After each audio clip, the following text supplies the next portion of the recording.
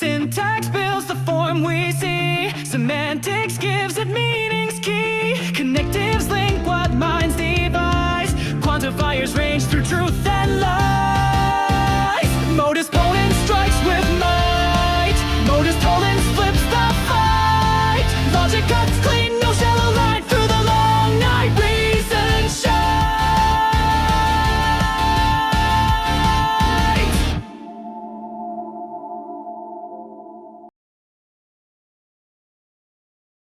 So far, the tools we have developed are within the scope of propositional logic. We have already seen how truth tables and rules of inference can assist in the deduction process, allowing us to derive valid conclusions from given propositions in this simple, yet powerful framework. As powerful as propositional logic is, it has its limitations. In particular, since the smallest unit it operates on is the entire proposition, it prevents us from accessing the internal structure of statements. We use examples to illustrate this obstacle. Consider the following deduction. If 1 is a positive real number, then 1 is greater than negative 1. 1 is a positive real number. Therefore, 1 is greater than negative 1. This deduction is merely a straightforward application of modus ponens and is thus valid. Now consider a second deduction. Every positive real number is greater than negative 1. 1 is a positive real number. Therefore, 1 is greater than negative 1. Intuitively, this deduction makes perfect sense. Yet surprisingly, it lies beyond the scope of propositional logic. Note that the first sentence is not of the form, if P, then Q, and none of the tools we have so far in our pocket can provide a meaningful connection between the two premises. This inconsistency, in particular, makes it impossible to directly apply modus ponens here. To overcome this, we require the new tools, namely the predicates and quantifiers. We first introduce the predicates. A predicate is a symbol that produces a formula when applied to a certain number of terms.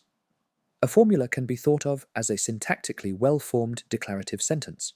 Here are some examples. A unary predicate, px, x is an even number. A binary predicate, qxy, x is divisible by y. A ternary predicate, rxy's. The maximum of x and y is greater than z. Just like with propositions, we can use logical connectives to build new formulas from atomic ones. For example, the conjunction px and qxy. X is an even number and x is divisible by y. The conditional if q, x, y, then p, x. If x is divisible by y, then x is an even number. Note that, although a formula is syntactically complete and may look similar to a proposition in many aspects, it is not yet a proposition. We cannot determine whether it is true or false, because there are still variables like x, y, and z which are unknowns within the sentence. To evaluate the truth or falsity of a formula, we must specify a domain of discourse and substitute the variables with constants from that domain.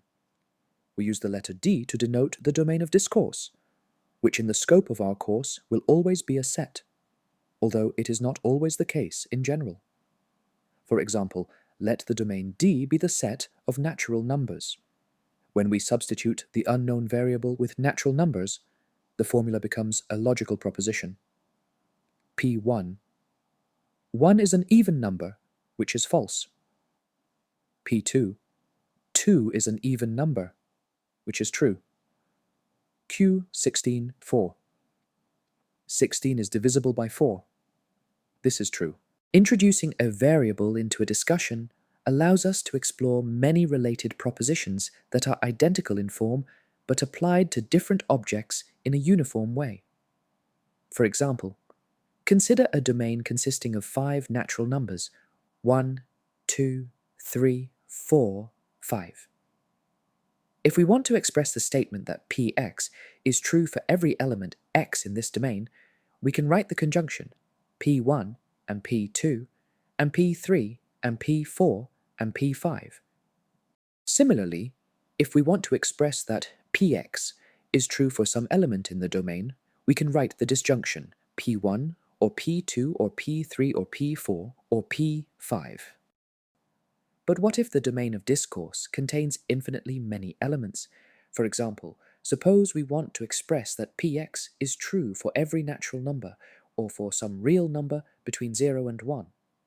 In such cases, the previous approach would require an infinite conjunction or disjunction, something that cannot be expressed as a proposition, using only a finite string of symbols.